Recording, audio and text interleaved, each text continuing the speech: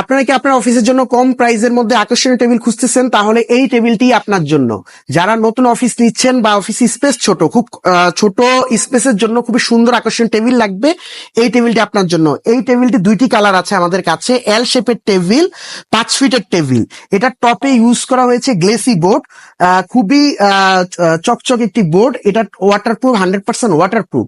তো আপনার হচ্ছে এটার পাশে হচ্ছে এল শেপের টেবিল, এক সাইডে হচ্ছে আপনার একটি